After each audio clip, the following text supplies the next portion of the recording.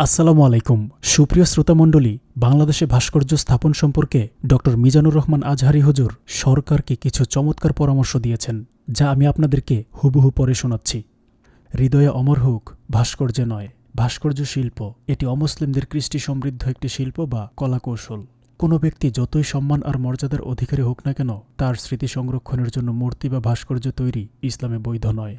ইব্রাহিম আলাইসাল্লামের পদচিহ্নকে স্মৃতিময় করে রাখতে মাকামে ইব্রাহিমে সালাত আদায়ের বিশেষ নির্দেশনা দেওয়া হয়েছে। সেখানে আজও ওনার ফুটপ্রিন্ট সংরক্ষিত আছে, কিন্তু কারো পুরো দেহাবয়ব সংরক্ষণ এটি সম্পূর্ণ অনইসলামিক সংস্কৃতি। ইসলামে মানুষের বা প্রাণীর মূর্তি কিংবা ভাস্কর্য তৈরিকে নিষেধ করা হয়েছে। ইসলামী ধর্মবিশ্বাসের সাথে পৌত্তলিক এই ধারণাটি পুরোপুরি 180 ডিগ্রি বিপরীত অ্যাঙ্গেলে অবস্থান করে। কিছু কিছু ব্যাপার আছে যেগুলোতে ইসলাম খুবই স্ট্রিক্ট, ফলে সেসব ক্ষেত্রে সামান্য ছাড় দেওয়ারও কোনো সুযোগ নেই। শিরক তার মধ্যে অন্যতম। পবিত্র কুরআনুল কারিমে শিরককে জুলমুন আজিম তথা মহা অন্যায় বলে সাব্যস্ত করা হয়েছে। তাই শিরক নয়, কিন্তু ভবিষ্যতে এটা কোনোভাবে শিরকের দিকে ধাবিত করতে পারে, অথবা শিরকি কার্যকলাপের সাথে এর সাদৃশ্য আছে।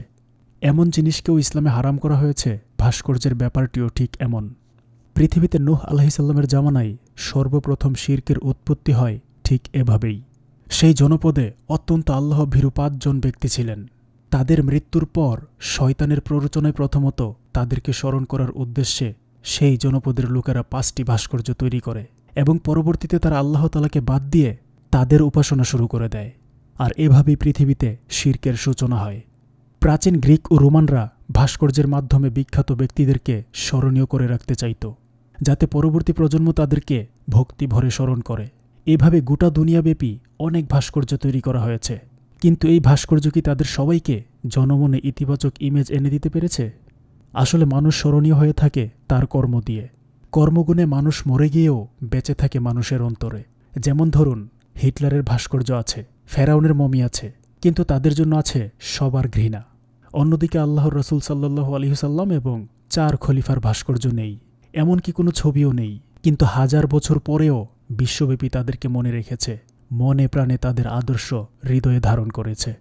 সরকার চাইলে প্রয়োজনে অন্যান্য ধর্মাবলম্বী ভাইদের উপাসনালয়গুলোতে কিংবা তাদের স্থায়ী আবাসিক এলাকাগুলোতে তাদের চাহিদা অনুযায়ী সরকারি অর্থায়নে তাদের ধর্মীয় ভাস্কর্য কিংবা মূর্তি নির্মাণ করে দিতে পারে।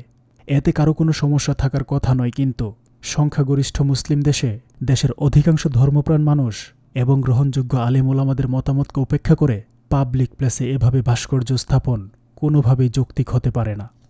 তাছাড়া প্রিয় মানুষের প্রতিকৃতি রোদে পূর্বে বৃষ্টিতে ভিজবে, অথবা মাথার উপর কাক বসে মলত্যাগ করবে, এর কোনোটাই কারোরই ভালো লাগার কথা নয়। মুক্তমনা ও প্রগতিশীল দাবিদার যারা এতদিন কুরবানি না দিয়ে সেই টাকা গরিবদের মাঝে দান করে দেওয়ার কথা বলতেন, তাদের কেউ কি ভাস্কর্য না বানিয়ে সেই টাকা গরিব দুঃখীদের মাঝে বিতরণ করে দেওয়ার কথা বলেছেন? করোনাকালে ব্যাপকভাবে মানুষ খাদ্য ও চিকিৎসা সংকটে ভুগছে। এমন ক্রান্তিলগ্নে ভাস্কর্য তৈরি নিয়ে পুরো দেশে এরকম অস্থিতিশীলতা তৈরি করা মোটেও কাম্য নয়। নগরের সৌন্দর্য বর্ধনের এবং দেশের মহান ও বরেণ্য ব্যক্তিদের স্মৃতি সংরক্ষণের অনেক কার্যকর পদ্ধতি রয়েছে।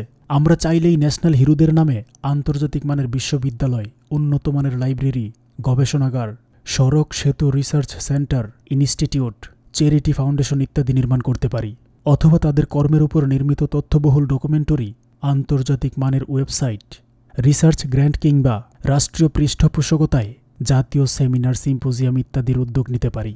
এতে করে দেশের উন্নয়ন হবে, দেশের উপকার হবে এবং স্মরণীয়রা আরও স্মরণীয় হয়ে থাকবেন।